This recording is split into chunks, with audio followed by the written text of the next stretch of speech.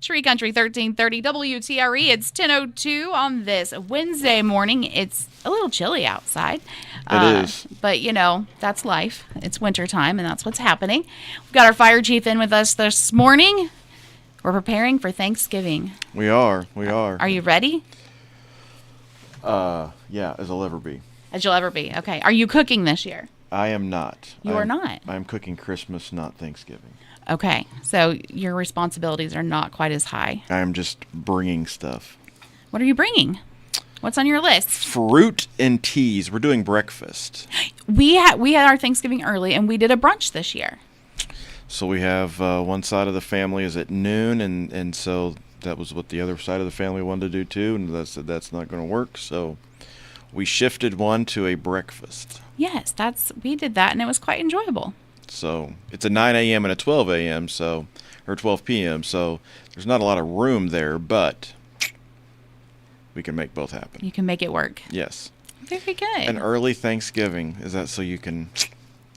We all had different places to be for Thanksgiving this year, and Yes. So it worked out to have an early brunch Thanksgiving last weekend, and everybody was happy, and Now you're good to go. now I'm good to go. Yeah, so Absolutely. I'm ready for that. And we found with brunch, because we got some picky little kids, everybody ate. It was great combination of foods. Absolutely. You can never go wrong with brunch. No, so that was successful. It's kind of like dinner, lunch and dinner. That's Yeah. right, all in one. Everybody gets whatever they want. So, yeah. So, no, you got to just keep an eye on the weather. Obviously, we're hitting another cold front. We had a snow that, really that nobody was prepared for. It came on quickly, and And then it went slick quick. right, and it showed up quick, and it got cold quick. As warm as it had been, it stuck to roads and hard surfaces a lot quicker than what anybody imagined. As well as there was more snow than what anybody imagined. There was initially talks of less than an inch, and obviously we did see more than that, or just more than that. We had, we responded, I think they had over 30 some odd slide offs, and then 10 of those or so were with injury, so, or with, possible. So we were out on the interstate basically cruising up and down and responding to those calls. So hopefully getting that out of everybody's system early will be good. But again, in these conditions, and even these conditions here, wet leaves are terribly slick. People don't, sometimes realize that. That is terribly hard to stop on if you were under wet, slick leaves. So, yeah, it's cold, it's foggy, it's kind of dreary and just not very uplifting weather. But we still want to make sure that we're paying attention, we're not distracted, and we play good driving habits, especially as traffic will pick up, obviously, as we entertain the Thanksgiving season. So. And we have, people are like, oh, it's just a few leaves. We have, massive amounts of leaves right now, I feel like. It's not just, a few scattered pretty leaves. Correct. The massive amounts of leaves, and the snow did not help, because that pretty much took our pretty leaves to leaves on the ground. So we have responded to a couple complaints of people burning leaves. Again, city ordinance in the city of Greensburg states that you cannot burn leaves. Even if it's in a fire pit or something like that. Some people will put their leaves in their outdoor kind of fire pit and say, oh, this is what we're doing. Anytime a neighbor calls, wet leaves are extremely smoky. Dry leaves, they burn very, very quickly. They burn very hot. They burn very fast. Wet leaves do not burn. They smolder. Yeah. And they smoke, and they smoke, and they smoke. And right now in the fall time is particularly bad because a lot of people like to have their windows open and in that transition phase of air conditioning to heat. Luckily, I think everybody's in heat, but we do have a couple days. Last weekend, for example, back to 70 in that Indian summer thing. So we do have windows open, so be cautious, and be courteous of that. So if we do receive a complaint from a neighbor or passerby or whatever, and it is bothering the neighborhood, we will put that fire out, and you have to bag your leaves up or put them in trash, yard waste. I know the street department has a street vac. It has a long waiting list of people to vac up leaves. That is an option, but it is a very selective option, and that's kind of a first come first serve. So I know it's busy. If you bag your leaves, can those go with the trash? Yes. Okay. Yes. So, or the yard waste when they pick up yard waste. But while it is a little bit more work, burning them is not the option. Really, especially when it's wet and dreary and nasty like this. Those that have breathing difficulties, asthma, and things like that, that smoke can irritate them. And so in part of being a good neighbor, if we do get that complaint, we will make you put it out. So just kind of as a fair warning, we've had several of those. Within the past couple weeks, as people are, wondering what to do with all their leaves, within the city limits, burning them is unfortunately not an option. All right. Be mindful of your neighbor, right? That's right. Absolutely. Absolutely. As we move into wintertime, had the first practice with the snow going on, but people just need to, I think, getting back in that routine of thinking about the weather coming, Sure. being prepared, making sure your car has gas, all of those things start to play a role as we get moved into this time of the year. Absolutely, absolutely. There was during that time there was some people that stayed with their vehicles that did not necessarily want a tow truck or had somebody else coming and stayed with the vehicle. So if you're going to stay with a vehicle that is slid off into the road or whatever, obviously one of the big things is making sure it does have a full tank of gasoline. The next thing is making sure that if it is running, your tailpipe is not obstructed. Obviously, if your tailpipe is obstructed, then it cannot ventilate correctly and you will get a buildup of carbon monoxide in your car. So if you're up against something that has pinched your exhaust pipe off, or if you have damaged it somehow, it's not wise then to leave your car running. So then you should either seek shelter elsewhere or make sure you do have a blanket. Make sure you do have some type of flashlight. All kinds of charging devices now for your phone that require no power or pre-charge that you can put in the power banks and things like that. Making sure you have those, especially if you're a commuter. Commuting to and from with an hour and a half drive. Those commutes can become extremely long in bad weather. And it does not take very much, especially on the interstates, to become slick or anything like that. So having that winter preparedness, having that kitty litter or sand or something that you can traction that you can put underneath your vehicle or underneath your tires if you would get stuck. And then really just driving with due regard, back from the old driver's ed days when they used to teach that in high school of just drive with due regard. Make sure that you give yourself plenty of room, make sure you give yourself plenty of space.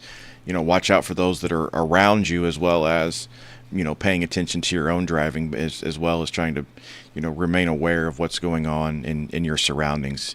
Anytime that there's a bump or shift or an overpass or an underpass or bridge on a road, it causes your tires to lose some traction on the road, and we see a lot of slips and slides, and people that lose control at that time, especially if you're traveling at a fair pace.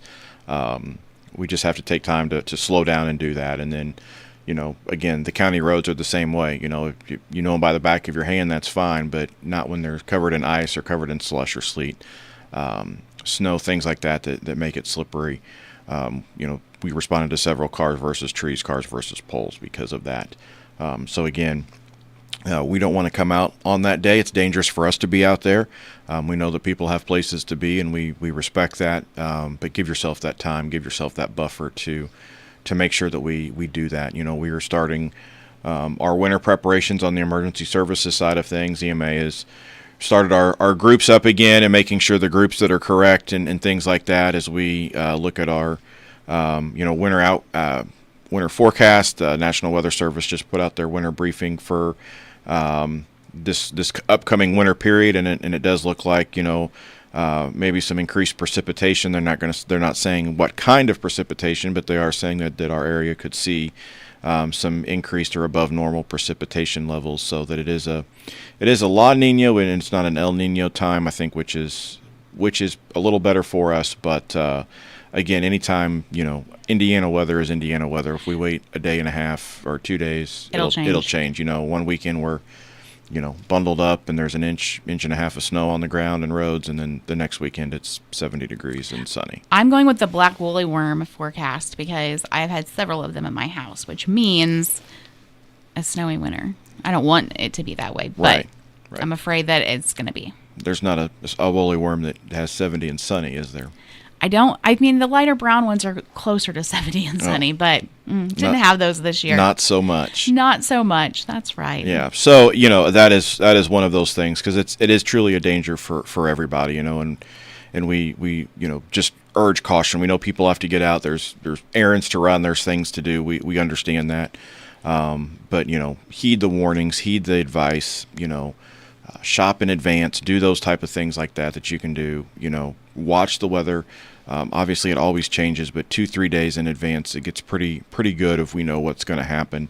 And, one thing that this community is absolutely fantastic about is if public safety, the city, county, emergency management, we come out with a unified message of preparedness, then they heed those warnings, and we do see a major difference in that, from just the lack of calls that we receive, or the lack of slide-offs, car accidents, things like that in this type of winter weather. It helps out everybody tremendously. You're not being put in a situation that you don't want to be put in. Fire and EMS, law enforcement is not in a situation that's dangerous to them, and things like that. So it truly benefits everybody, and so making sure that, especially in more financial trying times, you're not paying insurance and you're not having to have your car repaired. You're not out with your only vehicle. That trickle down effect, so to speak, is tenfold when it comes to Great prevention. Impact, yeah. And so, that's why it's not, at times, they cried wolf or whatever. We're dealing with the information that we're given from the National Weather Service and weather models. And we would always rather err on the side of caution and keeping people safe, rather than, basically just say, well, go out and chance it on your own type of thing. We don't want to put our folks that we supervise and we work with and our teammates in that conditions, and nor do we want you to have to be in those conditions if you don't have to either. Well, you have your red and yellow on today. Before we're going on the air, you're saying we're getting into that season, and I jokingly say though, but we mean that, like, we don't want squished firemen out there, right? Absolutely. Or EMS or anybody else. So absolutely, the interstate is the most dangerous place to be. It is not a fun place, whether it's 70 and sunny or it's 0 and 2 inches of snow on the ground. No emergency service personnel, tow truck, anybody wants to be on the interstate longer than what we have to be. People just do not slow down. It doesn't matter what it is. We can block one lane off and one lane open. They don't care. No, they don't. A lot of truckers will slow down, so obviously, and we create backups to slow things down. But if traffic is moving, they will go at you at what seems 40, 50, 60 miles an hour. And it might not be that fast, but when you're standing out there next to them, it's fast enough to hurt somebody. We just had, tragically, a deputy killed up in Delaware County, assisting a motorist on the road. So yeah, we wear these obnoxious colors in our rain, in our most exterior, type of clothing to signal, to at least give warning. Does it help? Some. Does it? But unfortunately, if you're not paying attention, if you're not aware of your surroundings, then it doesn't. We that's why we block roads off. That's why we close a lane if we have to, for the safety and security of everybody, because you can do a quick search and find that thousands of first responders die yearly across the world in accidents on the road, and so nobody wants to make that notification and have one emergency turn into another. So yeah, we when we're on the interstate, especially on these snowy and bad and even rainy days, the two spots in this section of I-74 are notorious for water puddling and people hydroplaning out of control. And we tell our guys and our folks, get on and get off. Get on, get your stuff done, and get off. This is not a place to hang out. This is not a place to stand around and talk and catch up with people that you haven't seen or whatever. Do your job and then move on. Just because the interstate is not a very friendly place to be.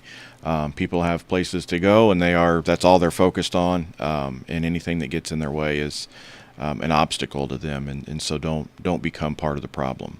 Trying to keep everybody safe out there. Absolutely.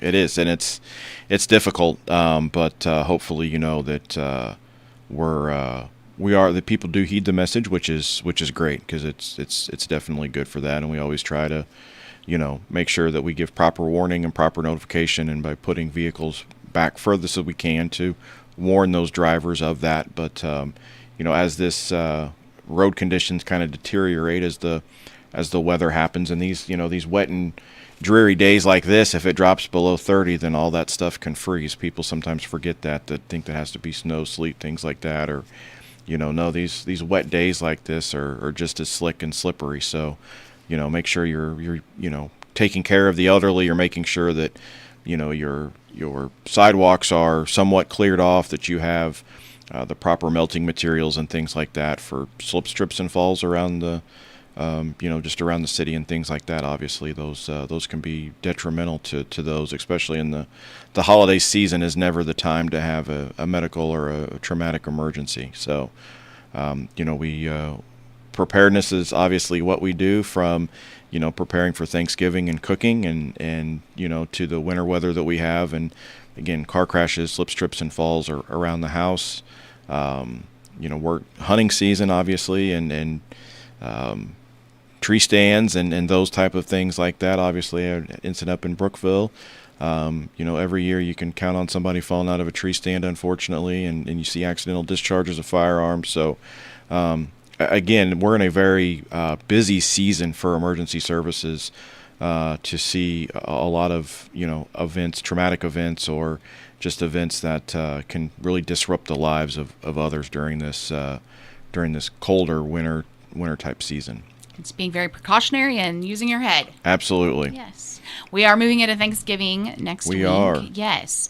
So there's a lot of safety that comes with cooking a turkey. And I don't think a lot of people really think that through, but there are, There's a lot of safety with cooking in period. That's true, yes. I just don't do it. That's the best safety feature. Is that it? That is it, yes. That is it. So, it starts obviously with, making sure that, you have good food preparation. Obviously, you don't want anybody getting sick.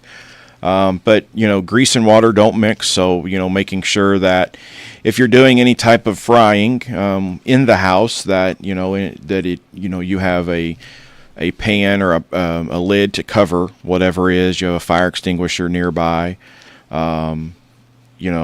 People, you could use baking soda, flour, salt, things like that. You can, but that's not the preferred method. The preferred method is to put that lid on there. And the reason why is just because the smaller the particles, the more flammable those particles can be, and you can throw that on there and that could create a fireball. Actually, don't put water on it. If you're frying a turkey, make sure you're doing it outside. I know people sometimes move them into garages. Not great either. You're not outside, any type of overhang, anything like that. Make sure you fill your pot with water first, put the turkey in, mark your line of how much oil you actually need before you put the turkey in, so you're not getting rid of your oil.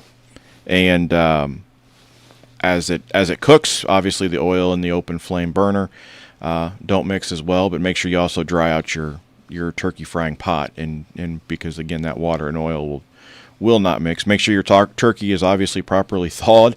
Do not put a frozen turkey in oil. Yeah, completely thawed. Yes, absolutely. And there's all kinds of information available of when you should start to thaw your turkeys, which will be coming up relatively soon, depending on the size.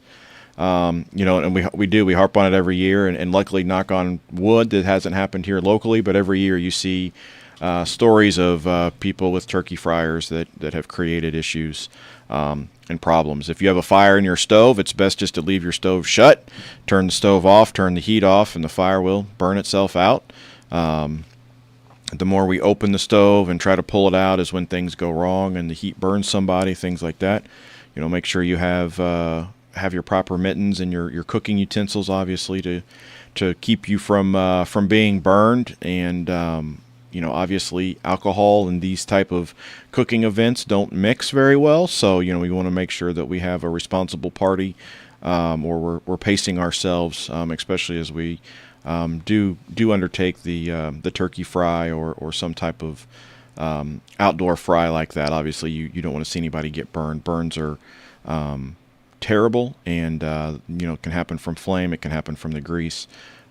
It can happen from anything in an instant. And so we want to make sure that there is responsible parties around as well, and then make sure that the grease is cooled before handling it. As well as when you transfer those things around. So absolutely, make sure your food is thawed. Make sure your stuff is safe. Unattended cooking, is not a good idea. If you have food on the stove, make sure somebody's there to watch it. We've had green beans burn because, again, it runs out of water. If we forget about it, you fall asleep, something like that. So, any type of food on the stove can become a fire hazard if it's cooked too much. So That's right. We want to make sure that those type of things don't happen.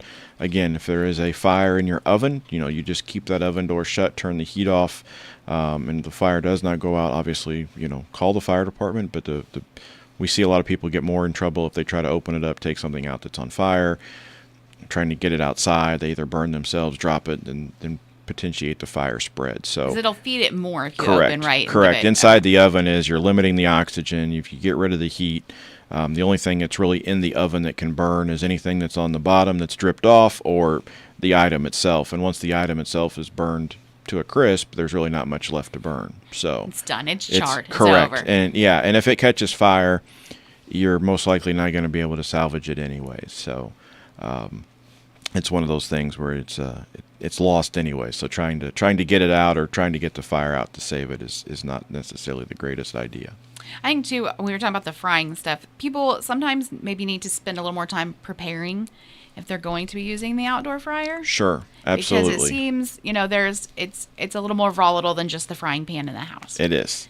Yes. It definitely is. You have gallons of oil at 350 degrees. You have a large turkey that's dangling by some type of metal stand. But yes, obviously it takes time to prepare the turkey, whether you're brining it, whether you're just injecting it and rubbing it, and if you let the warmer the turkey is and room temperature the turkey is, the quicker it fries. So you're not necessarily taking a cold turkey and frying it as well. So yeah, there's a lot of preparation. There's making sure you have enough LP or whatever you're frying with, making sure you have the oil, the right amount of oil, and it's not, because it will bubble over. Even the right amount of oil will bubble over. Still bubbles. Absolutely, it is still those violent reactions that happen with the turkey and the oil when you first put it in. We have found too, lowering the turkey very slowly has absolutely decreased. Absolutely. The bubbling and risk of. And sometimes popping. even a little bit in, letting it settle, and then going a little bit more and letting it settle, yes. And wearing some type of heavier protecting glove to drop it in, so to keep away from the splashes of the hot peanut oil or whatever oil you fry it in. But yes, the slower you go in, the better it is, as well as even just kind of stopping, letting the oil settle as you hold it, and then slowly lowering it in. But you will get some splash over, but not like filling it up and not exactly knowing how much to put in. So, we even for the most experienced fryers, obviously accidents can happen. You become a little bit too comfortable doing it. So versus somebody that's their first time that are being ultra careful. So it's best just to practice that preventative practice as much as you can. So. Great taste, great flavor, great one of the best ways to eat a turkey. I think so. Yeah. Definitely, especially if you're like, turkey's always bland and dry. Deep fried turkey is not, especially if it's injected and then You rubbed can and spice it prepared. up. There's so many options. You can. Yeah. You can. Basically, it's the fried chicken option of turkey. That's right. Just in one whole bird. But there's you can do a lot with it. It's very versatile, but it is a time-consuming process. The cleanup is very time-consuming, and it's definitely a group process. This is not something you want to undertake just by one person. No, it is a group activity Yeah. that goes on for a little bit of time. Yes, You gotta I be cannot dedicated. imagine just trying to do that all by yourself from start to finish. That would be an undertaking. That would be a lot. Yeah. What is your go-to Thanksgiving item you have to have? Like, I'm a noodles person. If we're talking traditional foods. Like chicken and noodles, or just No, noodles? just noodles as the side. So what's the buttered noodles? Well, no, they're like in Chicken broth. Yeah. So they're like chicken and noodles without the chicken. Without the chicken, I guess. Oh, okay. You put them with your mashed potatoes? No? It's like two starches. Oh, look at the Thanksgiving meal. That's just a starch. Very, very true. The Very whole true. meal. Uh, I'm not very much of a traditionalist. As a kid, I hated it, but I'm a stuffing person. I gotta have Okay. So then are you a bread stuffing, a cornbread stuffing, or a corn. stovetop? Oh, I team stovetop, and it's got to be baked in the oven to where it's crispy on top, so it has some crunch to it. Oh, okay. Absolutely. But I would eat chicken and stuffing all year round. Really? So, Okay. Yeah. I like my mama would always make the bread dressing. Yes. So I really like that, but she's gone now, so it's hard to recreate that. Yes. But it doesn't get quite as crunchy as what your Right. stovetop Yeah. will. So, Yeah. so many. What about your go-to dessert for Thanksgiving? I don't really have one.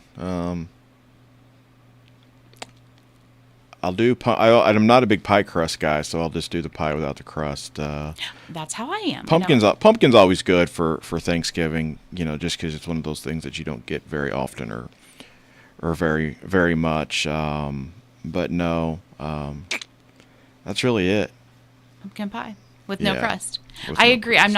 I'm not a pie crust fan either. So Yeah. I love the filling, but Right. Yeah. Like the when they do like pie balls, like that's the best because there's like you can't really taste the crust or it softens up in the rest of it. But yeah.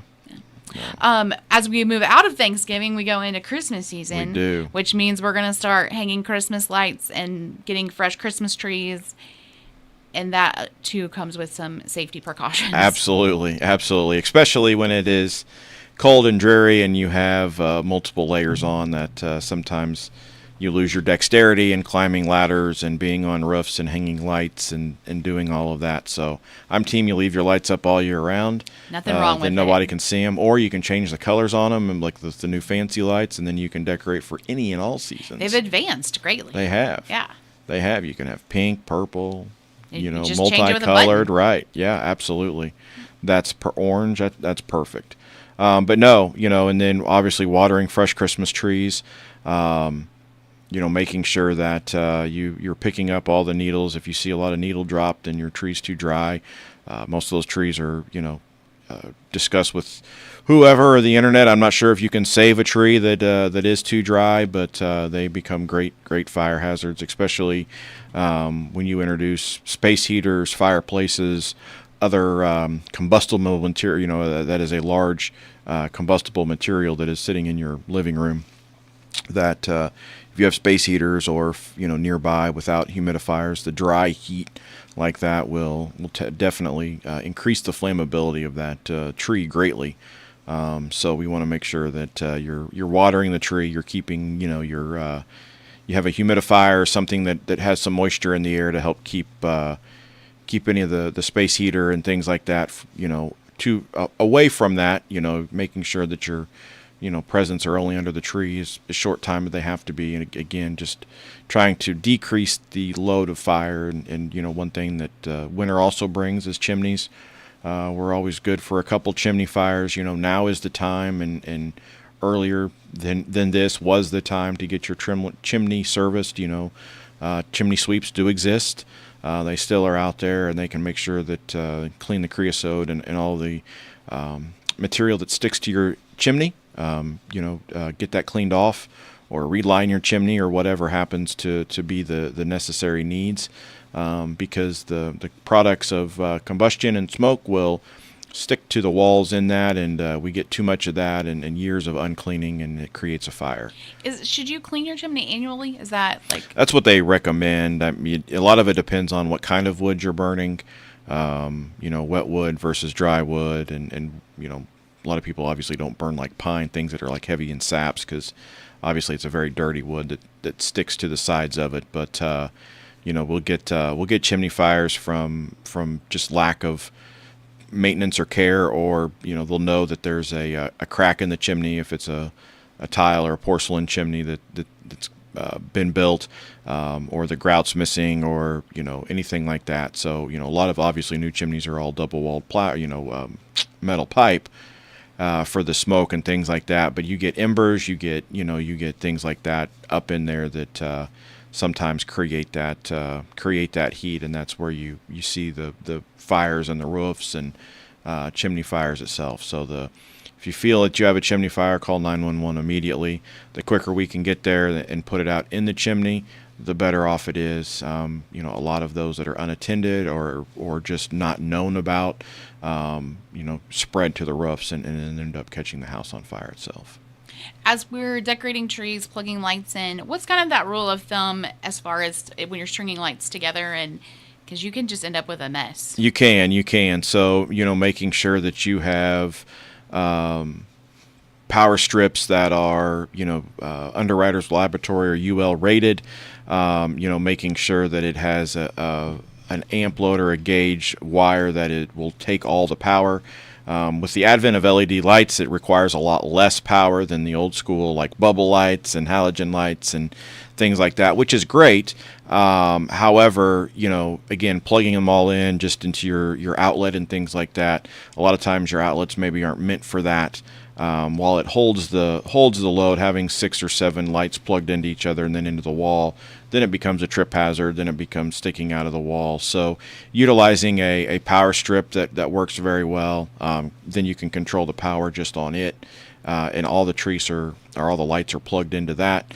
Making sure that we're not overloading. If you have missing bulbs, if you have, especially the wire there is so fine, if you have wire exposed or showing, throw those lights away, get new lights like that.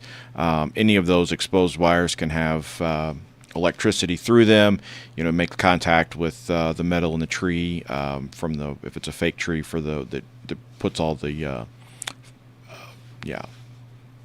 thought escapes me, the garland there from the that wraps that up. Again, those can create a spark, and then you can set a plastic tree on fire, which obviously we don't want to do either. So same thing goes for your house lights, especially that are exposed to the elements and things like that, making sure they're rated for exterior use, making sure that you're using interior lights, in the interior, not in the exterior, for that as well, and making sure you're not overloading your circuits in your house, especially if you're using space heaters and other things like that as well. You want to make sure that you're not drawing too much power, and because if you do and you have those plugged into some type of cord or some type of outlet or even plugged into the trees, you'll notice that those plugs get very, very hot from that energy, and that's obviously a bad sign.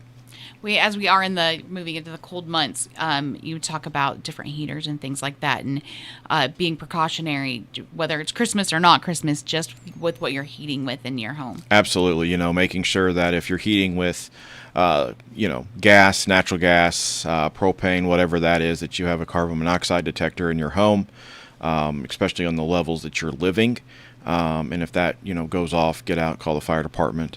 We can check those levels for, those are just incomplete products of combustion. And if you don't have your furnace serviced, those can happen. If you're burning with wood, obviously making sure your chimney is clean. If you're utilizing a space heater, making sure it's a newer model space heater that has a switch on it that if it gets knocked over, it'll automatically turn off.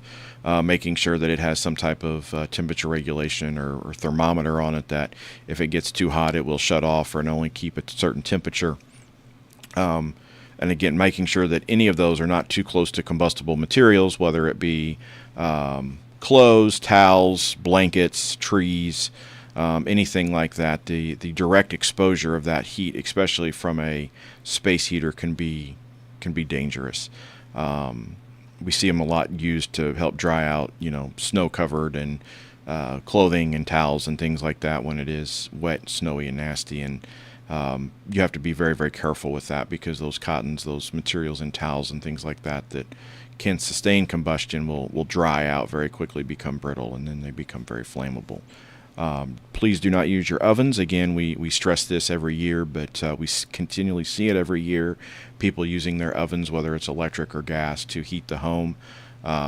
Please reach out to any of service organizations, human services, your power co-ops, your energy companies, and see what kind of programs they have available to get heat turned back on. See what kind of social services are available to help with bills during this time, because it's not worth risking your life or losing your home trying to heat that. We understand heat's a very important thing, but it can be done very dangerously as well. All right, as we move into the end of the year, which sounds crazy because we are the end of November, what's the end of the year wrap up look like for the fire department?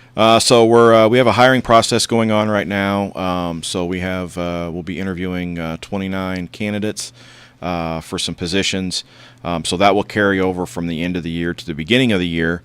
And really, we're just kind of trying to wrap down. Obviously, we're wrapping down our budget season. We're wrapping down kind of our year end. So final meetings, Christmas parties will be at the holiday walk that's on the 6th, 5th. Sixth. 5th, Yep. 6th, whatever. 6th, you got it. We'll be out there with everybody celebrating the holidays. We'll be at the hospital's holiday stroll, and then we kind of again just as things dwindle down, wind down, and come at it next year. So really, the biggest thing is our hiring process carrying over, and then the 1st of December there kind of wraps up our public appearances and kind of the PR side of things, and we'll focus on responses and planning for next year. The hiring process is already in. It is in place, yes. Okay. So we have had applications, we have had our initial testing, and so now we move to the interview phase. So for the interview phase, do you have a group of We do. firemen that There's handle 2 interviews. There's the Board of Works, who ultimately makes the decision to offer the job. And then, but initially, the second stage of the hiring process is a group of 6 firemen that interviews every one of the candidates. And then those candidates that are selected, and we'll dwindle that down by about half, at least, with the number of 29. And then those individuals that are selected will then go to a ride along, and they'll spend 8 hours at the firehouse with us. Okay. So we'll immerse them into the firehouse culture, into the group. They'll ride along with one selected shift, and everybody will get a different shift. That shift will then grade them and rate them, and then we will go select those individuals that have ride-alongs. We will make the determination from that of who we would like to take to the Board of Works to see get hired. Do you have a set number that you're looking to hire? We at this don't, point? not at this point, no. Okay. Any more retirees for this year? So Trevor Cook just is taking his time. He actually retires January 6th, but he is out. He's had some surgery done, and then taken some time to recover that before his retirement. So his retirement then will kick in January 6th, and other than that, we have no planned retirements that I'm aware of. All right. Well, we will be back in December and talk more. We will. Safety and Christmas and all that fun stuff. You just never know, right? That's right. But in the meantime, be safe and use your head. Yep, absolutely. Make good decisions. That's right. We need no tragedies or incidents. That's right. That's right. Absolutely. All right. Thanks so much for being You in bet. with us this morning. And we will see you back in December on Tree Country, 1330 WTRE.